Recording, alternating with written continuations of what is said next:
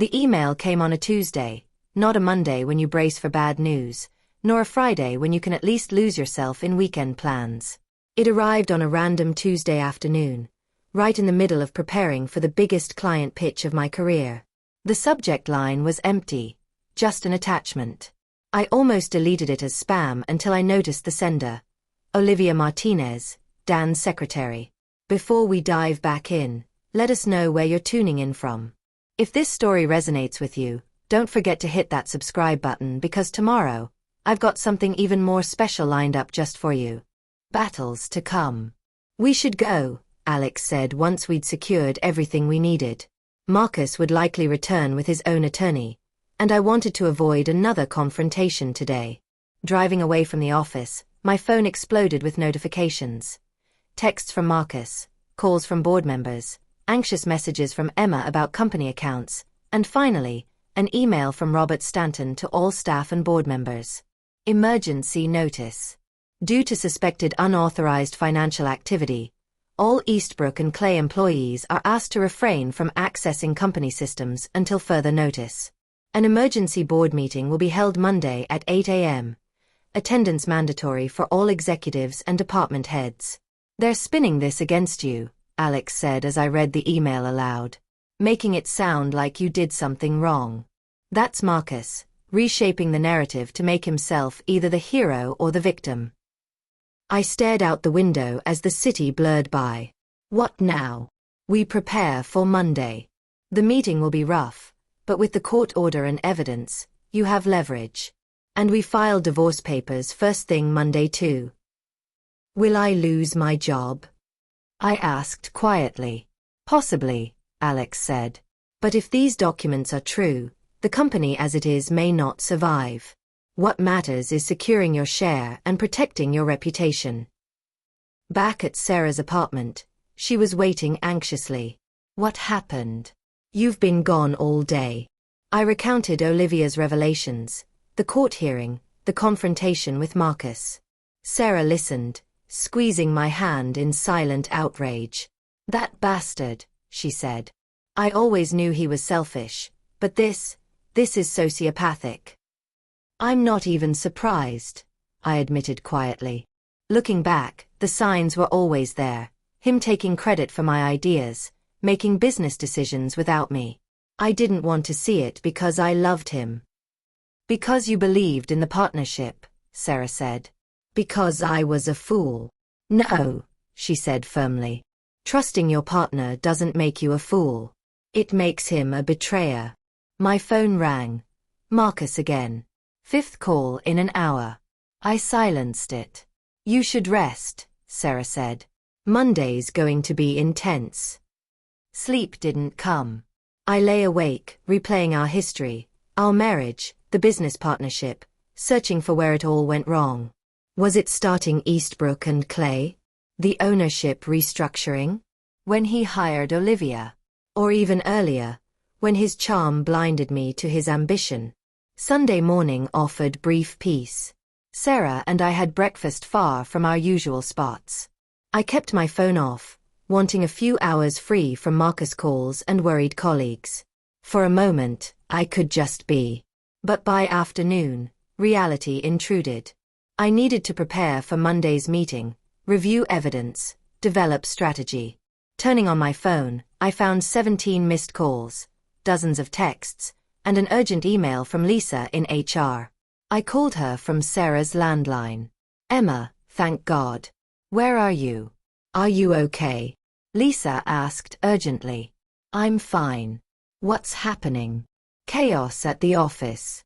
Marcus called an emergency session last night.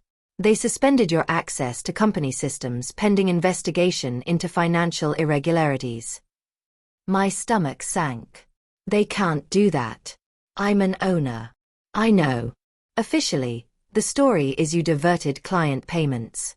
But no one who knows you believes it. She lowered her voice. Olivia didn't show up.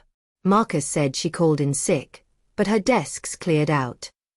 I thought of Olivia's request for protection, her fear of becoming inconvenient to Marcus. Has security footage from Friday and Saturday been saved? I'll make sure it's preserved. It could be important. Thanks, Lisa. Be careful, okay? Don't risk your job for me. Emma, half the creative team's ready to walk if they fire you. We know who drives this agency's success. Her voice softened. Prepare yourself for tomorrow. It's going to be ugly. After hanging up, I called Alex. They're moving fast, but this helps our case. Suspending a founder without due process on fabricated claims? The judge won't like that. What about Monday's meeting? We attend. Present calmly. Don't get emotional. You're not just fighting for yourself, you're fighting for the truth. By evening, I had prepared my statement, organized evidence, steeled myself. Sarah ordered takeout, opened wine, and tried to distract me with stories from her bookstore. Remember when we were kids? She said. That bully Tommy stole your science project. I smiled. And I dumped milk on his head in the cafeteria. No one messes with my sister, she said, raising her glass. Marcus is just a grown-up Tommy. All talk, no integrity. Tomorrow, you take back what's yours. I clinked my glass with hers, grateful for her support. I hope you're right. You're the strong one, Emma, even when you didn't know it. Later, as I prepared for bed, my phone buzzed, a text from an unknown number. It was Olivia. New phone. Left the apartment. Marcus threatened me. He knows I'll talk to you. Be careful tomorrow. He's desperate. I showed Sarah, who insisted I not go to the meeting alone. Alex will be there, I assured her. It's public. Marcus won't try anything. Still, she worried. He's capable of anything. I didn't sleep. I rehearsed my statement, anticipated Marcus' arguments, prepared my responses. By morning, exhausted but resolved, I dressed carefully, professional, controlled. Alex met me outside the building, briefcase in hand with copies of all evidence, including the court order freezing company accounts. Ready, I nodded. The boardroom was half full. Faces that once knew me now looked uncertain, some hostile. Robert Stanton approached, stern and disapproving. This is internal, he said. Your lawyer isn't authorized. Actually, Robert, I replied, handing him the court order, this meeting concerns allegations against a founder. Legal representation is advised. Marcus entered with Harvey Grant, a tough city attorney. Marcus' voice was controlled, eyes blazing. I hoped to resolve this privately. That opportunity passed when you transferred company assets to your personal LLC. I replied coolly, or when you used a child with our employee. Take your pick. Whispers rippled. Not everyone knew the full situation. Harvey stepped forward. These allegations lack context. Many decisions were approved properly. Which channels? I challenged. I was never consulted. Marcus looked hardened. You're misinterpreting business because you're upset. No, I said firmly. You don't rewrite this narrative anymore. Turning to the board, I said, for years, my contributions were minimized, my ownership diluted, excluded from key decisions, all because I trusted him. That trust was misplaced. Alex distributed folders with evidence of financial impropriety, transfers to a separate entity controlled solely by Marcus, amended contracts shifting clients and intellectual property without compensation. The room fell silent. Mark Daniels, the CFO, shuffled papers nervously. Marcus' attorney tried to regain control, but I held firm. Marcus faltered when confronted with an email outlining his plan to abandon the company, dated months before the affair or pregnancy. Mark admitted authorizing some transfers based on Marcus' representations, unaware I wasn't informed. I pressed, if these channels excluded me deliberately, that's a problem. Marcus' confident facade cracked. I acted for the company's future. I raised an eyebrow. Your growth or yours? These documents say you plan to take everything and leave us with nothing. Sophia Chen, creative director, finally spoke. Marcus, is this true? Are you planning to leave? He hesitated. Of course not. Then explain this email, I said, quoting the transition plan. Mark spoke up.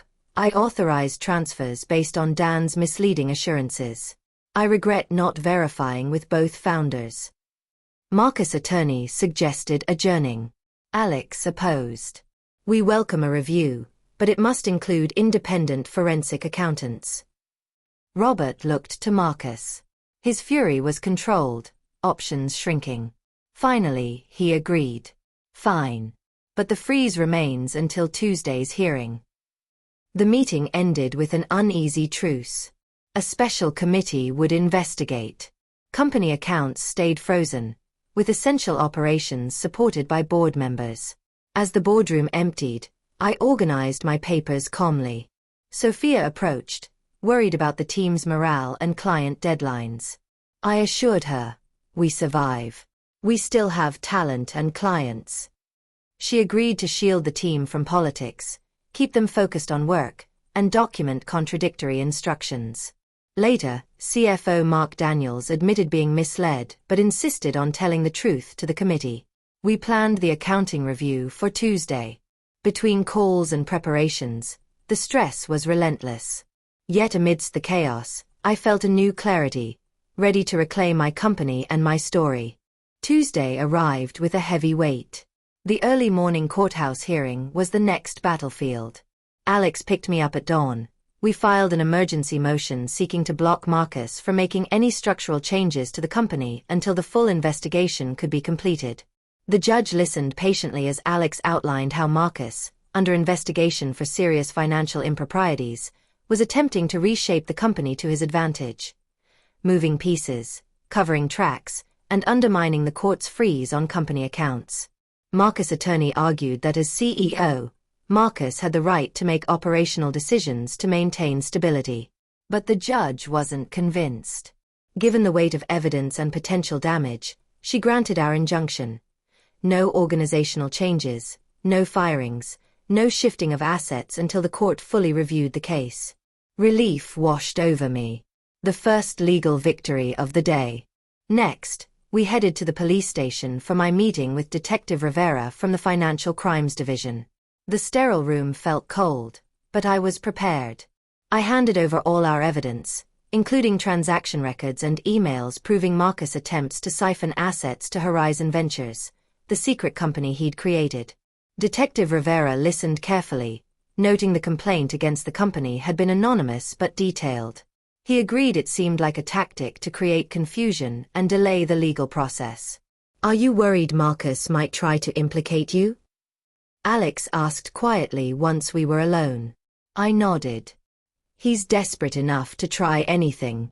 The detective assured us the department was investigating but remained neutral until more evidence emerged. He promised to follow up with Marcus and keep me informed. Back at the office, chaos was spiraling. Marcus had vanished, clearing out his office in the early hours and deleting files. Even worse, he'd sent termination emails to a large portion of the creative team from his personal email, attempting to dismantle the company remotely. Sophia was frantic.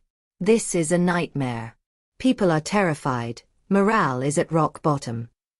I called an emergency all-hands meeting, gathering everyone in the main conference room. Everyone, I began, steady despite the turmoil. Those termination notices are invalid. HR has countermanded them. Your jobs are safe. Relief rippled through the crowd, but the uncertainty lingered. This company is going through a legal and organizational crisis, I continued. Marcus tried to destroy what we built out of spite. But we have a board acting to stabilize operations and a special committee overseeing the investigation. I promised transparency and reassured them we'd get through this together. Thomas Garcia, our senior account director, asked sharply, "What about the clients?" Marcus has been emailing them directly with chaos. We're on damage control. Account teams are contacting clients with a unified message of stability. No projects have been cancelled, I said firmly. Sophia stepped up. An interim management team is in place. Myself, Mark Daniels, Thomas, Lisa from HR, and Emma will lead until this is resolved. The meeting ended with cautious optimism. People returned to their desks with a renewed sense of purpose. Later, I met personally with Jeffrey Morton, the Anderson account executive, to address his concerns. He was skeptical at first but left reassured, even committing to increase their marketing budget in the next cycle. The board called an emergency session. Robert Stanton, Marcus' strongest ally, had resigned abruptly. No explanation beyond personal reasons. The special committee revealed Marcus and Robert had planned to dissolve Eastbrook and Clay, transferring clients and key staff to Horizon Ventures and leaving the company a shell. The cold cruelty stunned me. But Olivia Martinez's courage had saved the day. She had documented their plans and provided recordings. She had been playing both sides, and now her testimony was vital. Marcus had disappeared, likely fleeing to Costa Rica, where he had connections. The police had been notified. Days later, Marcus was apprehended at a private airfield in Florida, trying to board a plane. The flash drive Olivia gave me was key: offshore accounts with nearly $2 million in diverted company funds. Wire fraud, embezzlement, misappropriation charges followed swiftly. I didn't attend his arraignment. I was focused entirely on rebuilding. 3 months later, we launched Elevation Agency.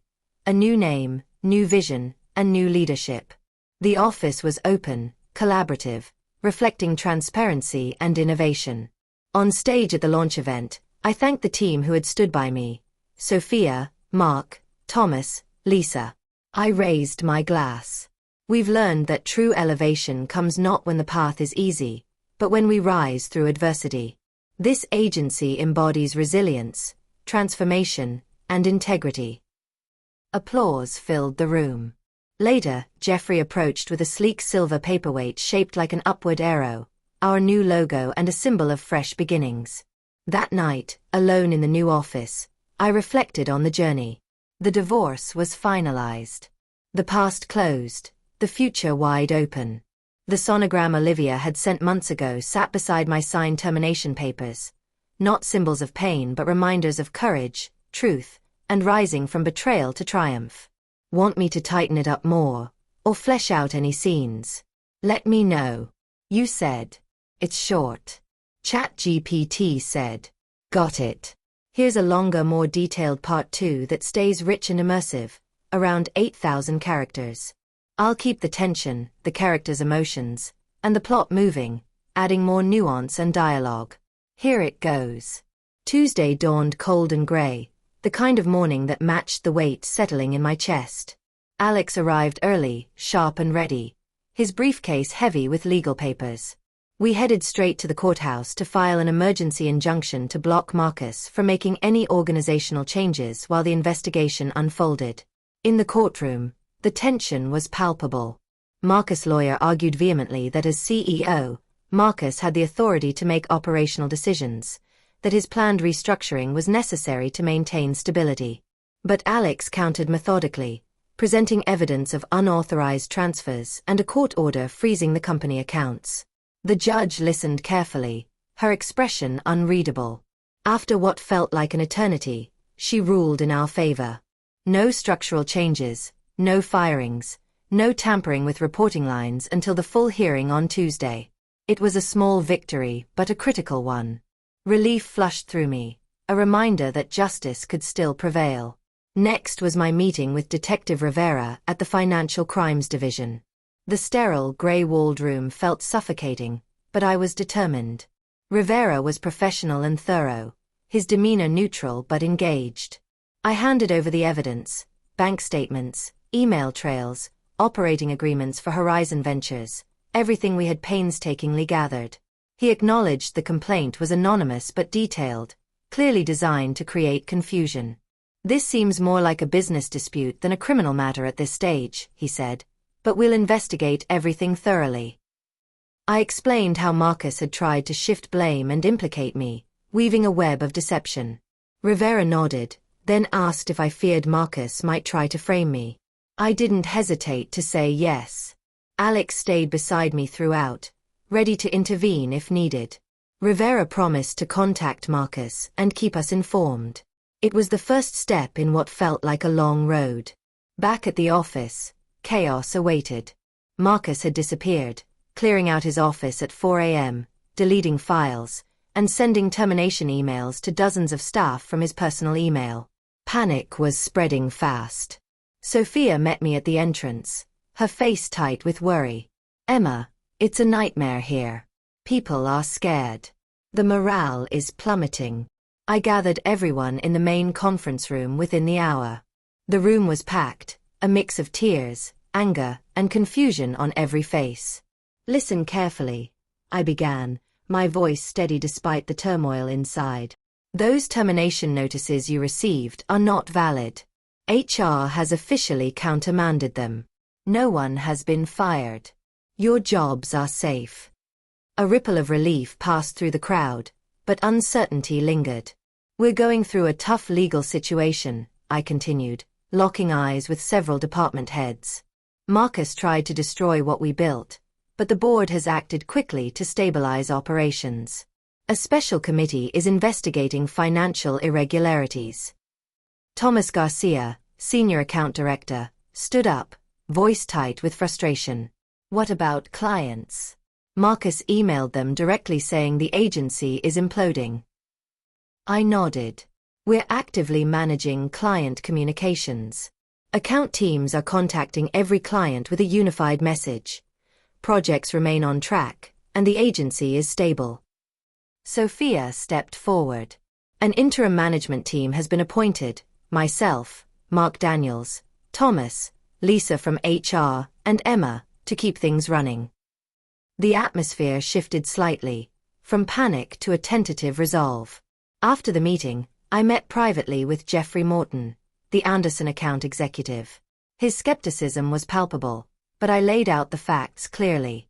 By the end, he was reassured, even committing to increase their marketing budget by 30% next year. The board convened an emergency session that afternoon. Robert Stanton, Marcus' longtime ally, had resigned abruptly, citing personal reasons that felt anything but personal. The special committee revealed the horrifying truth.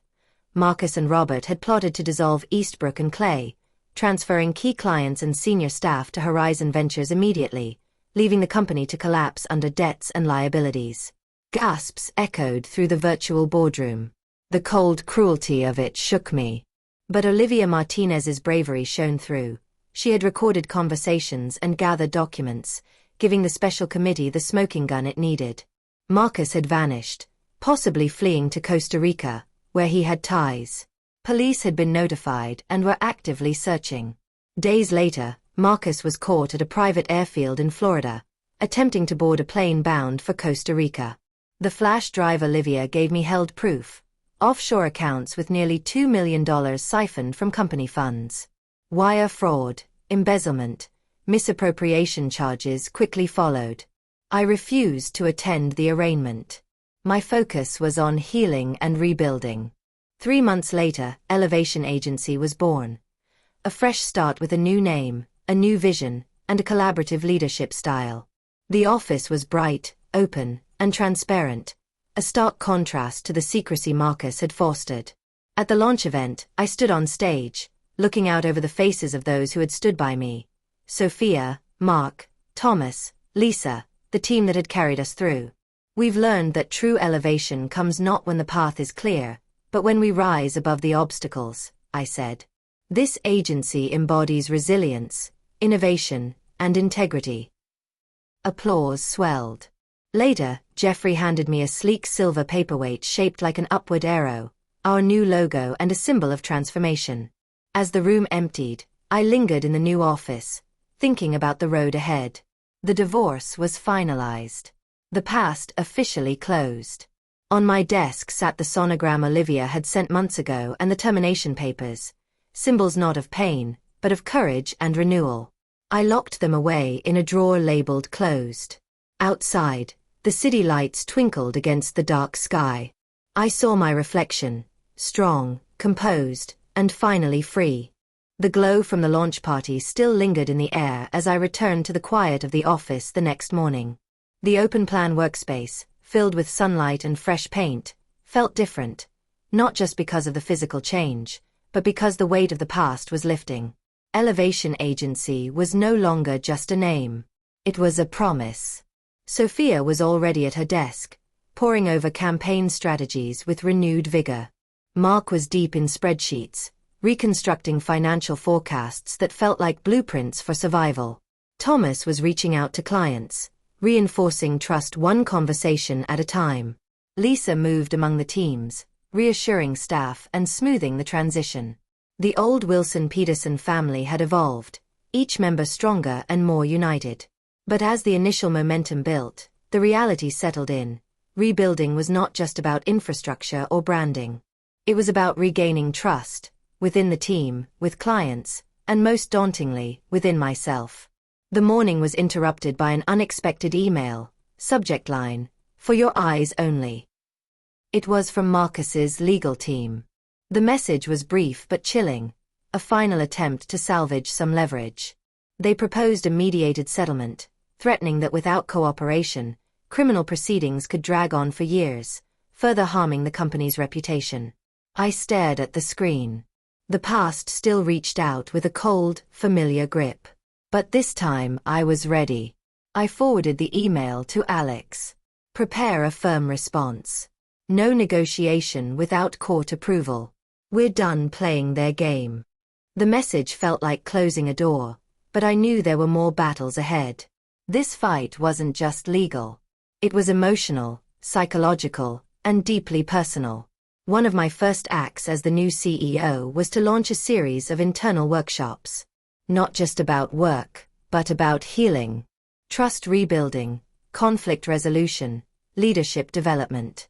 The wounds left by betrayal ran deep. People needed to feel safe, valued, and heard again.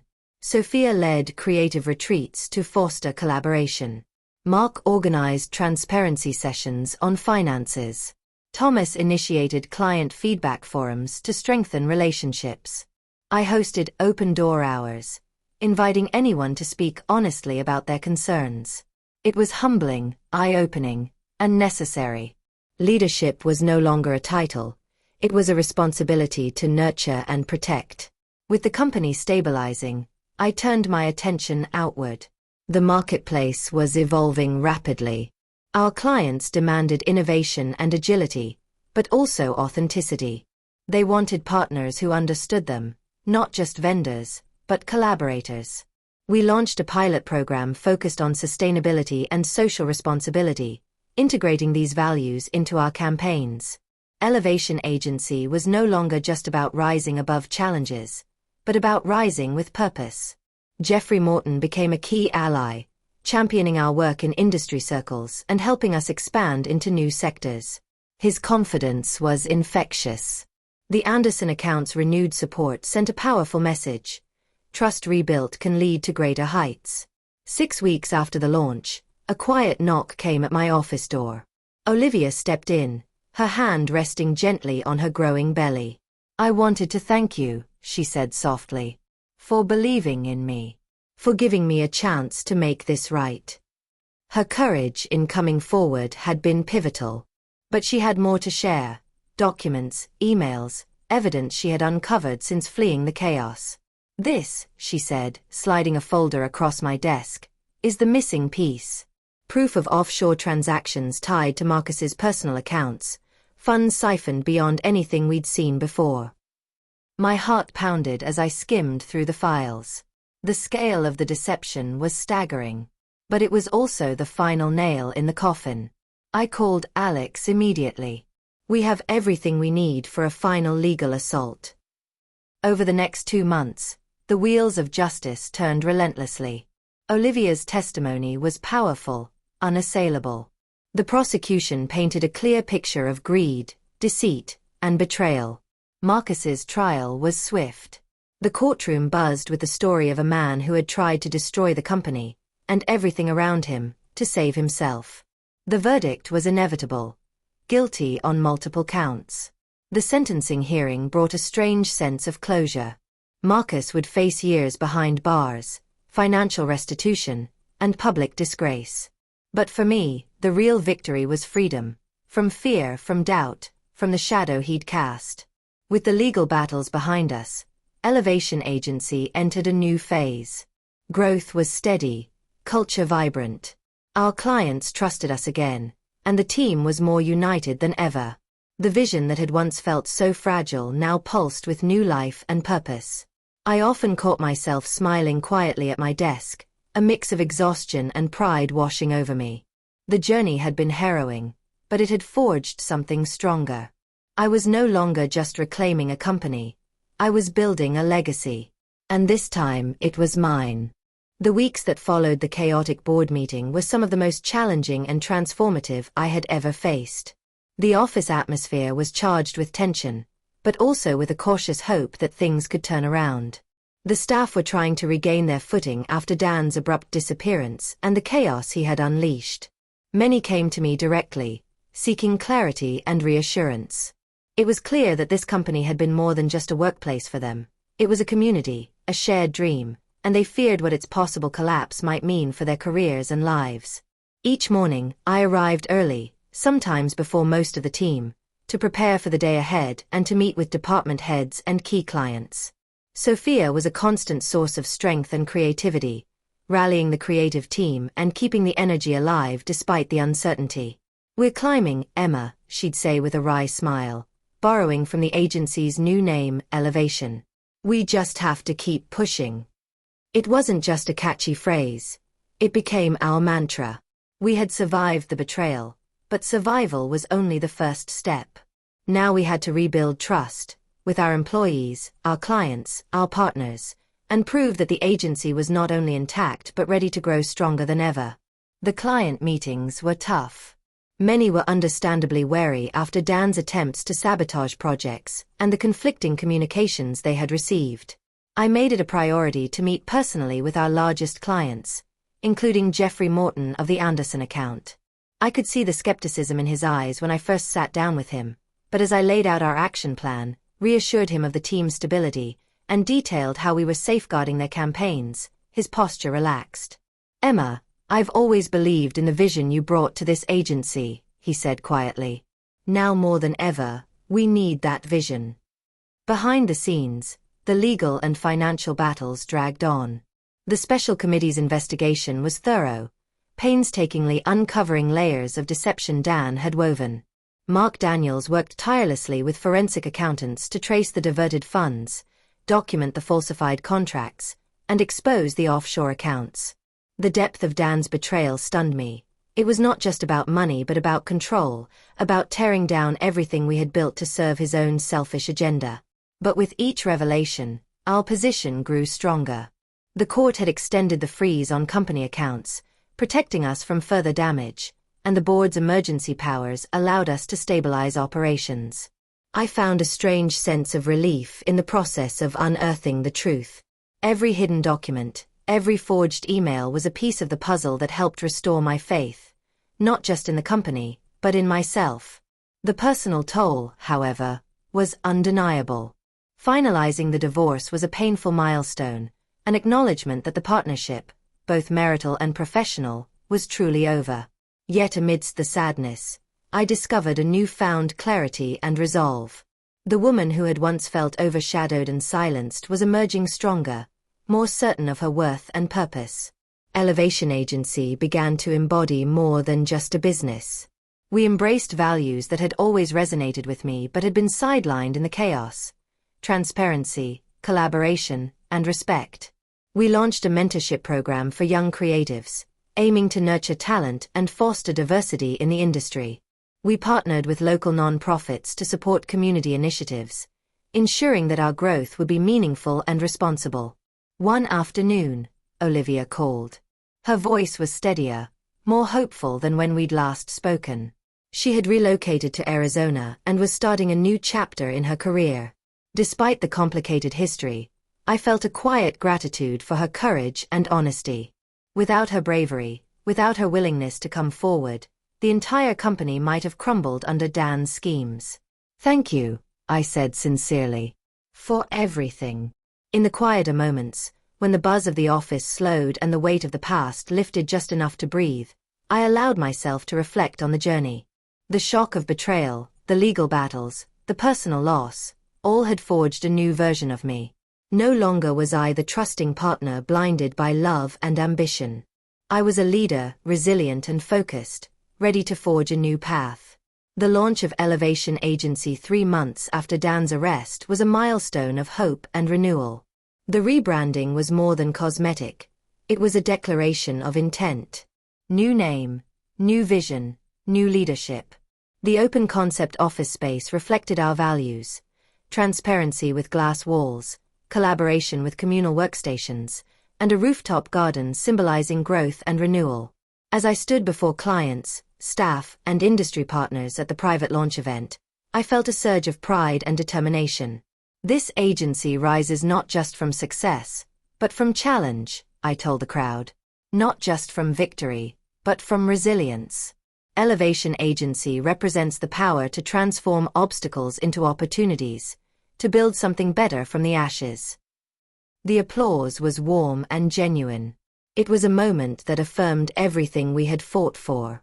Later that evening, Jeffrey Morton approached me with a small gift, a sleek silver paperweight shaped like an upward arrow, our new symbol of hope and progress. "For your new beginning," he said, his voice steady. "The Anderson account is fully committed to Elevation, and we're increasing our marketing budget by 30% next year. Your patient journey methodology is exactly what we need as we expand." His trust meant more than words could express. "Thank you, Jeffrey. It means a lot," I replied, feeling the weight of responsibility, but also the strength of support.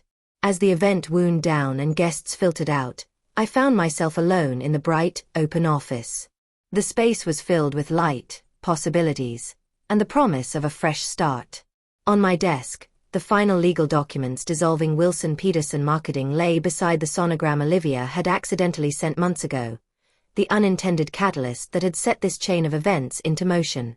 I filed both away in a drawer labeled "Closed," a reminder of the past but no longer a chain to my future.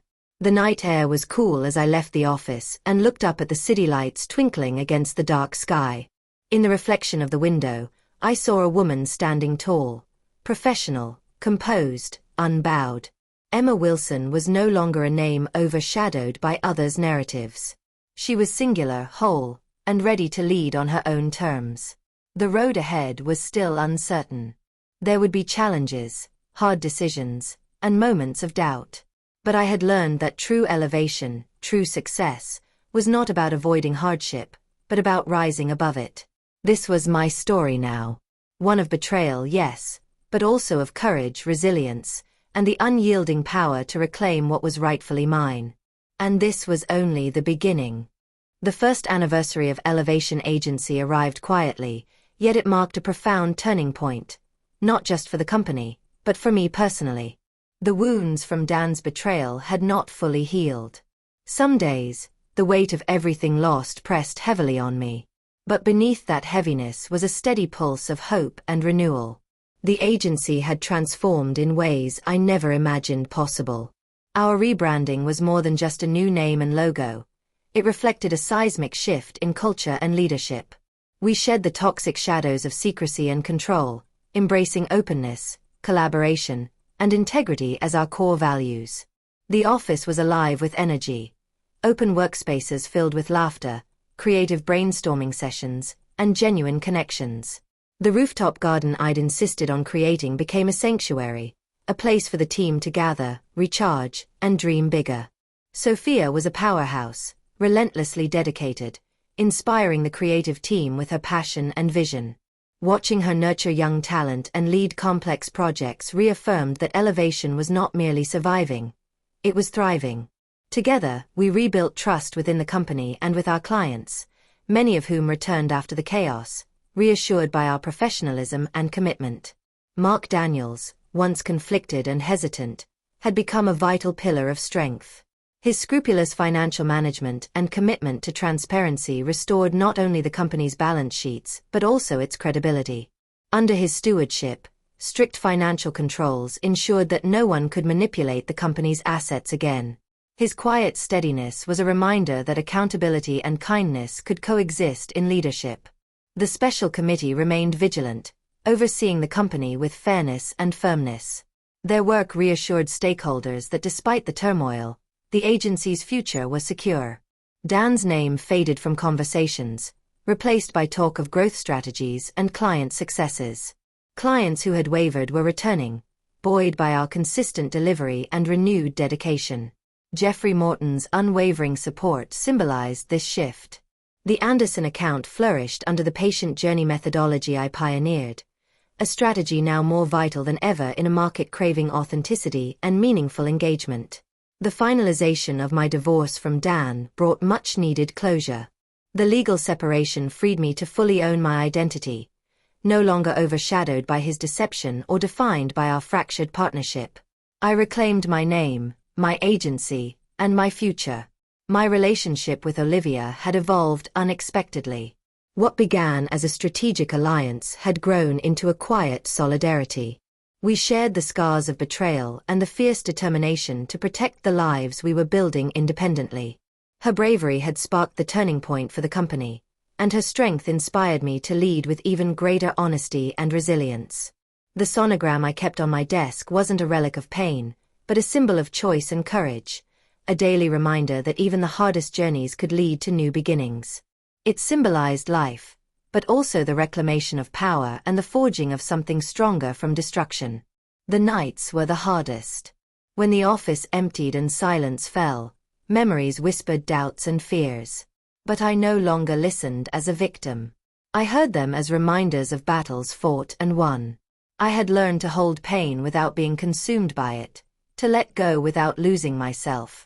Kate remained my anchor and confidant, her warmth a steady refuge. We celebrated small victories together and faced setbacks with shared strength. Her unwavering faith in me was a constant reminder that true strength was not perfection, but persistence. She often told me I was the strongest person she knew, even when I doubted it myself. Looking forward, I saw a horizon full of possibility. Elevation Agency had become more than a company. It was a movement, a new vision for transparency and partnership in an industry too often clouded by ego and politics. We rebuilt more than a brand. We rekindled a vision of leadership where integrity was as valued as innovation. Standing by the floor-to-ceiling windows of the new office, gazing at the city lights shimmering against the dark sky, I felt a deep peace. The reflection looking back at me was no longer a woman diminished or overshadowed, but someone standing tall, resilient, clear, and ready for whatever challenges lay ahead. My phone buzzed with messages from the team, updates on campaigns, client feedback, new project ideas. Each message was a thread in the tapestry of the future I was weaving, one I was building on my own terms, with honesty, courage, and unyielding dedication to the truth. The past had tested me beyond measure. But from its ashes, I was rising, not just as Emma Wilson, the founder or the betrayed wife, but as the architect of a new legacy. Elevation was more than a name, it was a promise, to myself, my team, and every client who believed in us. We would rise again, no matter the storms. This time, I was in control.